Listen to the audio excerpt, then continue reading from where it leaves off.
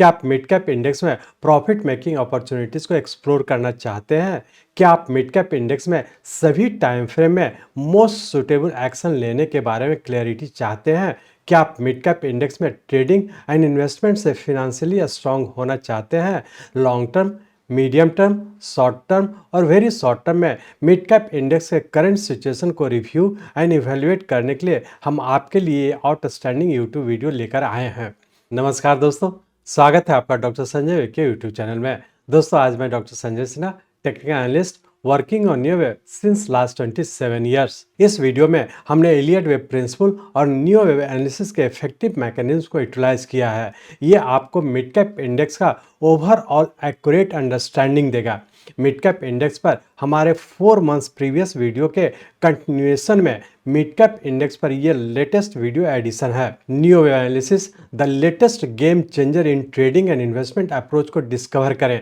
जो Elliott wave theory पर based एक कंटेम्प्ररी ट्रेडिंग अप्रोच है। इसके प्रिंसिपल्स में इंसाइट प्राप्त करें, मिड कैप इंडेक्स के इनर वर्ल्ड को आइडेंटिफाई करें, mid cap index wave formation और उसके सबऑर्डिनेट वेव के वेव पैटर्न को समझकर वेरी शॉर्ट टर्म में इसके राइजिंग ट्रेंड के एंड पॉइंट को अनकवर करने पर हम जोर देते हैं। मिड कैप इंडेक्स के राइजिंग ट्रेंड के पूरा होने पर करेक्टिव फॉल में एंटर करने की संभावना को हम एनालाइज करेंगे। इस पॉइंट पर वेरी शॉर्ट टर्म में हम पार्शियल प्रॉफिट बुक करने की सलाह देते हैं। शॉर्ट टर्म, मीडियम टर्म और लॉन्ग टर्म में लॉन्ग पोजीशन क्रिएट करने से पहले हम करेक्टिव फॉल और पैटर्न कंफर्मेशन के कंसेप्ट को इंपॉर्टेंस देते हैं। हमारा thorough and inclusive video on mid cap index में बड़े डिग्री वेव, लॉन्ग टर्म से छोटे degree wave, very short term के घटते क्रम में देखते हुए करंट सिचुएशन में अपने कैपिटल को सेफ रखते हुए प्रॉफिट बुकिंग के लिए सभी संभावित व्यू पॉइंट्स इंक्लूड किया गया है। हम mid cap index trading and investment में आपके रिक्वायरमेंट्स के लिए न्यू एनालिसिस मेथोडोलॉजी के एप्लीकेशन को कस्टमाइज करेंगे। जाने कि सभी टाइम फ्रेम को ध्यान में रखते हुए अपने specific trading and investment objective and purpose के लिए न्यू एनालिसिस को कैसे एक्सप्लोर किया जाए। मिड कैप इंडेक्स के लाइव चार्ट्स में न्यू एनालिसिस को लागू करना सीखें। New analysis mid cap index movements को प्रेडिक्ट करने के लिए एक एक्सेप्शनल टेक्निकल एनालिसिस प्रोसेस है। इसके फ्रेश आउटलुक को जानें। मिड कैप इंडेक्स में इन्वेस्टमेंट्स एंड ट्रेड्स के लिए गोल्डन अपॉर्चुनिटी को सर्च करने, प्राइस ड्रॉप का एडवांटेज लेने के लिए और इन सभी चीज़ों को समझने के लिए चलिए हम लोग चलते हैं मिड कैप इंडेक्स के रियल टाइम चार्ट पर। ये हम लोग का मिड कैप इंडेक्स का मंथली चार्ट है और इस मंथली चार्ट में हम लोग देख रहे हैं कि हम लोग के पास जो डाटा है वो 2005 से है और इस डाटा के तहत हम लोग देख रहे हैं कि मार्च 2009 में हम लोग का एक लोएस्ट पॉइंट बना और यही लोएस्ट पॉइंट हम लोग का इस मिड कैप इंडेक्स का 0 पॉइंट है और यहाँ से हम लोग का एक राइजिंग ट्रेंड कंटिन्यू किया। अब इस राइजिंग ट्रेंड के तहत हम लोग देख रहे हैं कि यहाँ पे हम लोग का एक फर्स्ट वेव कंप्लीट किया, जो 5 सबऑर्डिनेट वेव में यहाँ पे कंप्लीट किया, जो कि जनवरी 2018 में कंप्लीट करके और पुनः हम लोग यहाँ से करेक्टिव फॉल में एंटर कर चुके हैं। तो इस तरह से हम लोग कह सकते हैं कि मार्च 2009 से लेकर के जनवरी 2018 तक रफली हम लोग का 8 साल का एक राइजिंग ट्रेंड था, जहाँ पे कि हम लोग का एक फर्स्ट वेव कंप्लीट किया, जो कि साइकिल डिग्री का हम लोग का फर्स्ट वेव कंप्लीट किया और उसके बाद यहाँ से करेक्टिव फॉल के तहत, जो कि कोविड के टाइम में मार्च 2020 में हम लोग का एक सेकेंड वेव कंप्लीट किया और पुनः यहाँ से हम लोग थर्ड वेव में कंटिन्यू कर चुके हैं। यहाँ पे हम लोग देख पा रहे हैं कि हम लोग का यहाँ पे जो लोएस्ट पॉइंट है, जो कि मार्च 2009 में हम लोग का कंप्लीट करके ऊपर की ओर कंटिन्यू किया, यहाँ से हम लोग 0 टू ट्रेंड लाइन ड्रॉ कर रहे हैं, तो इस पॉइंट को टच कर रहा है जो मार्च 2020 में कंप्लीट किया था और उसका पुनः हम लोग थर्ड वेव में कंटिन्यू कर चुके हैं। तो इस तरह से हम लोग कह सकते हैं कि मार्च 2009 से लेकर के जनवरी 2018 तक रफली 8 साल का हम लोग का फर्स्ट वेव था और इसका जनवरी 18 से लेकर के मार्च 2020 तक रफली 2 साल का हम लोग का एक करेक्टिव फॉल था, जो कि करेक्टिव फॉल हम लोग का एक जिगजैग के पैटर्न में यहाँ पे सेकंड वेव पूरा करके और पुनः थर्ड वेव के फॉर्म में ऊपर कंटिन्यू कर चुका। और यहाँ पे हम लोग देख पा रहे हैं कि चूंकि हम लोग का ये सेकंड वेव हो गया, तो इस थर्ड वेव के लिए हमारा 0 पॉइंट ये सेकंड पॉइंट हो गया और यहाँ से हम लोग जब फिर से हम लोग थर्ड वेव की ओर कंटिन्यू किए हैं, तो यहाँ पे हम लोग देख पा रहे हैं कि मार्च 2020 से लेकर के अक्टूबर 2021 तक रफली 19 मंथ्स का हम लोग का एक राइजिंग ट्रेंड था, जो कि हमारा थर्ड वेव कंप्लीट किया और पुनः हम लोग अक्टूबर 2021 से हम लोग फिर से एक करेक्टिव फॉल में इंटर किए और यहाँ पे हम लोग का फोर्थ वेव कंप्लीट करके फिर से पुनः हम लोग फिफ्थ वेव में कंटिन्यू कर चुके हैं। तो हम लोग ऐसा कह सकते हैं कि एक साइकिल डिग्री हम लोग का यहाँ पे कंप्लीट किया, जिसका फर्स्ट और सेकंड कंप्लीट किया और उसका नेक्स्ट हम लोग साइकिल डिग्री में मार्च 2020 से कंटिन्यू किए हैं, जिसके तहत हम लोग का थर्ड और फोर्थ वेव में इंटर करके फिर से फिफ्थ वेव में कंटिन्यू कर चुके हैं। अब हम लोग ये देखने की कोशिश करेंगे कि मार्च 2020 से जो ऊपर की ओर कंटिन्यू किया और इसका सबऑर्डिनेट वेव हम लोग का किस पैटर्न में और आने वाले समय क्या होने की संभावना है। तो इस मंथली चार्ट को हम लोग कन्वर्ट करते हैं वीकली चार्ट में और सिर्फ ये एनालाइज करने की कोशिश करेंगे कि यहाँ से जो ऊपर की ओर कंटिन्यू किया है इसका सबऑर्डिनेट वेव किस पैटर्न में है और आने वाले समय में क्या होने की संभावना है। तो इस मंथली चार्ट को कन्वर्ट करते हैं वीकली चार्ट में। यहाँ पे हम लोग वीकली चार्ट में आ चुके हैं। इस वीकली चार्ट में हम लोग देख रहे हैं कि मार्च 2020 में जो हम लोग का सेकंड वेव कंप्लीट किया, जो कि यही हमारा सेकंड वेव इस थर्ड वेव के लिए हमारा 0 पॉइंट है और यहाँ से जब ऊपर की ओर राइजिंग ट्रेंड कंटिन्यू किया तो जिसके तहत हम लोग का ये 1 2 3 4 5 6 7 8 और 9 वेव में कंप्लीट किया, जिससे कि बड़े टाइम फ्रेम का हमारा 5+4 में कंप्लीट किया और उससे बड़े टाइम फ्रेम का हमारा ये थर्ड वेव कंप्लीट किया, जो कि अक्टूबर 2021 में कंप्लीट किया। तो इस तरह से हम लोग कह सकते हैं कि मार्च 2020 से लेकर के अक्टूबर 2021 तक रफली 19 मंथ्स का हम लोग का एक राइजिंग ट्रेंड था, जो कि उससे बड़े टाइम फ्रेम का हमारा थर्ड वेव कंप्लीट किया और पुनः यहाँ से हम लोग फिर से फोर्थ वेव के फॉर्म में करेक्टिव फॉल में इंटर कर चुके। अब इस करेक्टिव फॉल के तहत हम लोग देख रहे हैं कि यहाँ से करेक्टिव फॉल के तहत नीचे का ए, बी और सी, यहाँ पे हम लोग का सी वेव फेल्योर हुआ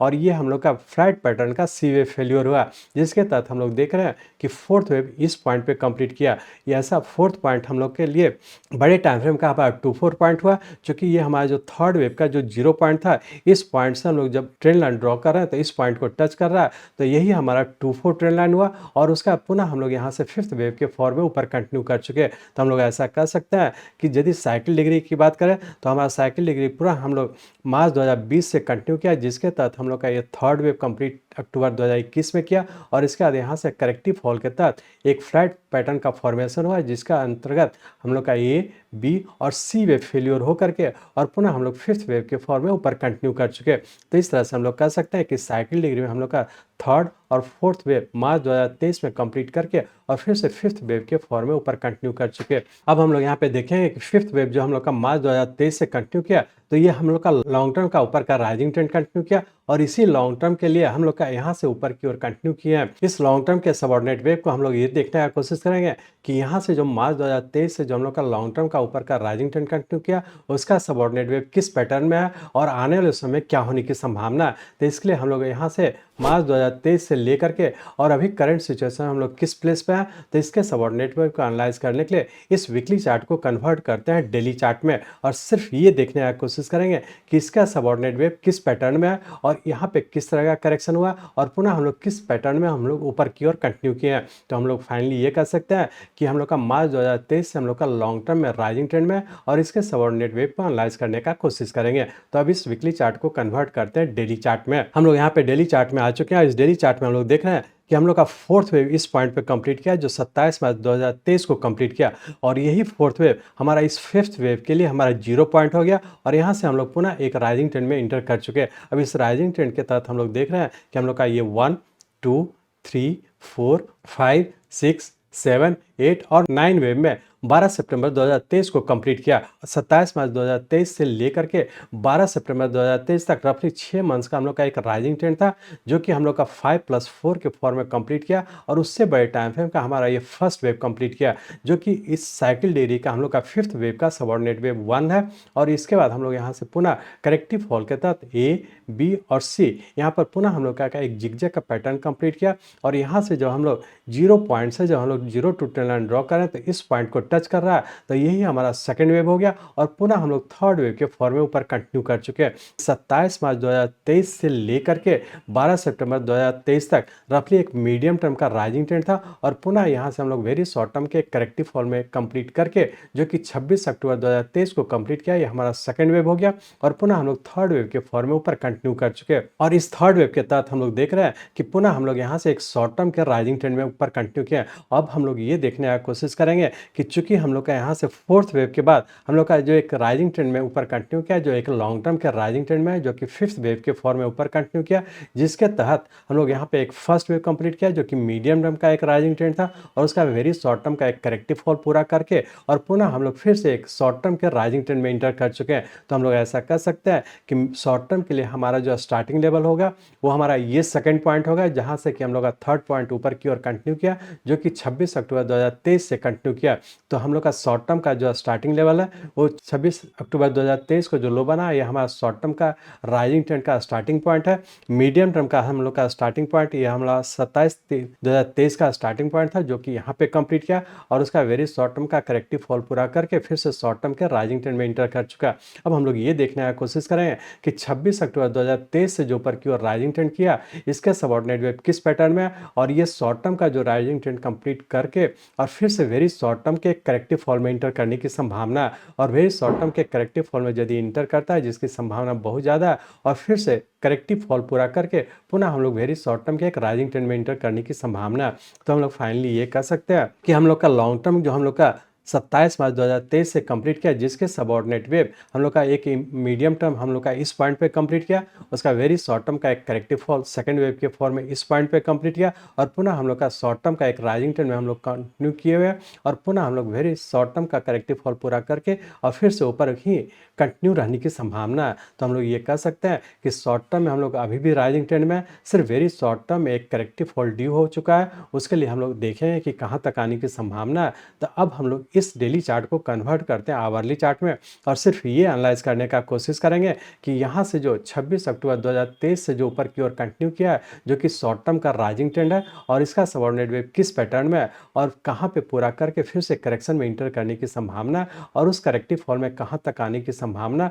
और पुनः करेक्टिव फॉल पूरा करके फिर से ऊपर कंटिन्यू होगा तो कहाँ तक जाने की संभावना है। तो अब हम लोग इस डेली चार्ट को कन्वर्ट करते हैं आवरली चार्ट में, लेकिन उसको कन्वर्ट करने से पहले एक चीज़ और ध्यान रखेंगे कि चूंकि हम लोग का जब शॉर्ट टर्म का हम लोग का राइजिंग ट्रेंड कंटिन्यू किया था और यहाँ पे हम लोग देख रहे हैं कि इसका सबऑर्डिनेट वेव यहाँ पे कहीं ना कहीं पूरा होने की संभावना, जिसका सपोर्ट हम लोग का इस वॉल्यूम से मिल रहा है। चूंकि हम लोग जब ऊपर के कहीं ना कहीं पूरा करने की संभावना, तो यहाँ पे वॉल्यूम इंक्रीज हो रहा है लेकिन प्राइस नहीं बढ़ पा रहा है। ये अपने आप में इंडिकेट कर रहा है कि यहाँ से जो राइजिंग ट्रेंड है ये कहीं ना कहीं पूरा करके और फिर से वेरी शॉर्ट टर्म के करेक्टिव फॉल में इंटर होने की संभावना है। तो अब हम लोग इस डेली चार्ट को हम लोग कन्वर्ट करते हैं आवरली चार्ट में। हम लोग यहाँ पे आवरली चार्ट में आ चुके हैं। अब इस आवरली चार्ट में हम लोग देख रहे हैं कि यहाँ से हम लोग का जो राइजिंग ट्रेंड कंटिन्यू है, जो कि शॉर्ट टर्म का हम लोग का राइजिंग ट्रेंड कंटिन्यू है, जो कि 26 अक्टूबर 2023 से राइजिंग ट्रेंड है और इसके तहत हम लोग यहाँ पे देख रहे हैं कि इस छोटे टाइम फ्रेम में जो इससे बड़े टाइम फ्रेम का जो डेली चार्ट में हम लोग देख रहे थे कि यहाँ पे करेक्टिव फॉल सी वेव का फॉर्मेशन कंप्लीट किया था और उसका पहली बार हम लोग का यहाँ सबसे छोटे टाइम फ्रेम में एक पैटर्न कंफर्म किया था,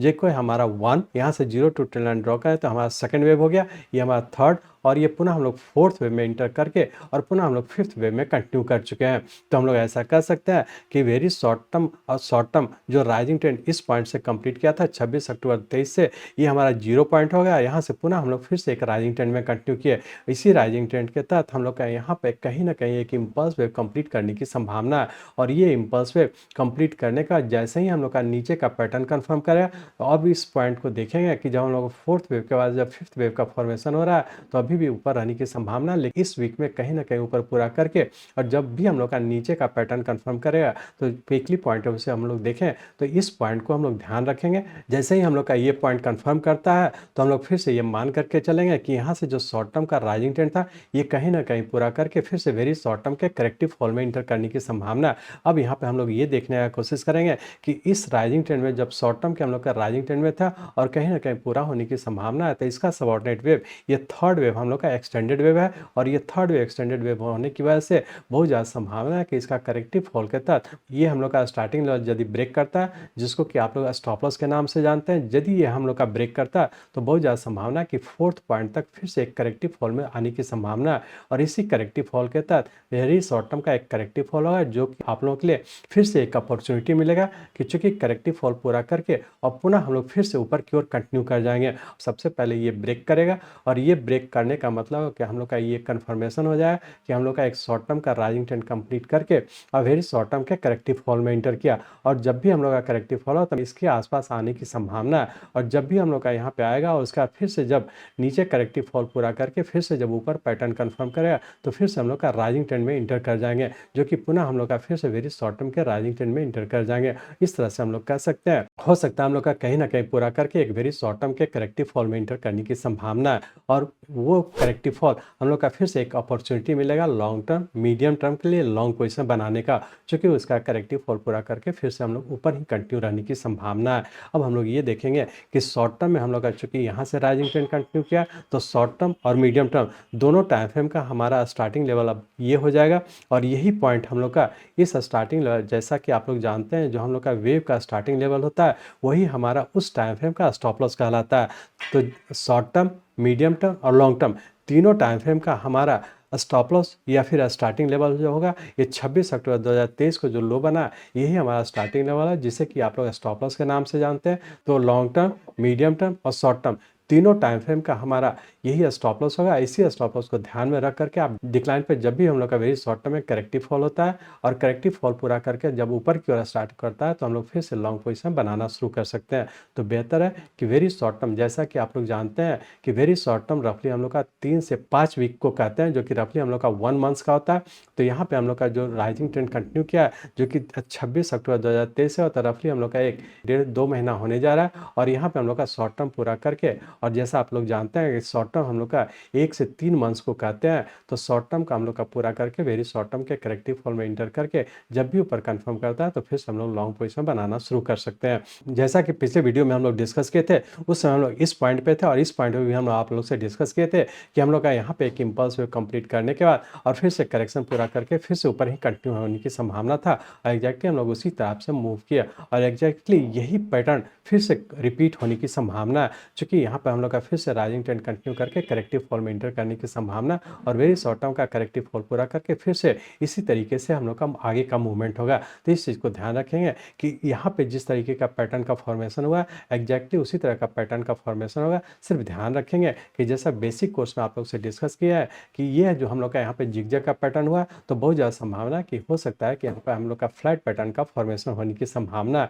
चूंकि अल्टरनेशन होने की संभावना। तो यहाँ पे हम लोग का चूंकि जिगजैग का पैटर्न हुआ तो बहुत ज़्यादा संभावना है हम लोग का यहाँ पे एक फ्लैट पैटर्न का फॉर्मेशन होने की संभावना है। तो इस तरह से हम लोग कह सकते हैं कि हो सकता है कि यहाँ पे हम लोग का वेरी शॉर्ट टर्म का एक फ्लैट पैटर्न का फॉर्मेशन होगा, जिसके तहत करेक्शन में हो सकता है कि इस पॉइंट तक भी आने की संभावना है और उसके बाद करेक्शन पूरा करके फिर से ऊपर कंटिन्यू होने की संभावना है। इस तरह से हम लोग कह सकते हैं कि मिड कैप इंडेक्स हम लोग का लॉन्ग टर्म में हम लोग का राइजिंग ट्रेंड है, मीडियम टर्म में भी राइजिंग ट्रेंड है, शॉर्ट टर्म में भी हम लोग का राइजिंग ट्रेंड कहीं ना कहीं पूरा होने की संभावना है और फिर से वेरी शॉर्ट टर्म के करेक्टिव फॉल में इंटर करने की संभावना और करेक्टिव फॉल पूरा करके फिर से ऊपर ही रहने की संभावना है। तो हम लोग ऐसा कर सकते हैं सिर्फ वेरी शॉर्ट टर्म में एक करेक्टिव फॉल ड्यू हो चुका है और करेक्टिव फॉल में रहने की संभावना है, लेकिन बाकी सभी टाइम फ्रेम में हम लोग का अभी भी राइजिंग ट्रेंड है। तो सभी टाइम फ्रेम में हम लोग ऊपर की ही रहने की कोशिश करेंगे। अब हम लोग ये देखेंगे कि इसमें जितने भी मिड कैप इंडेक्स में इंपॉर्टेंट स्टॉक है सभी को हम लोग आने वाले बुलेटिन में डिस्कस करेंगे और देखेंगे कि कौन कौन सा स्टॉक इसके साथ चल रहा है,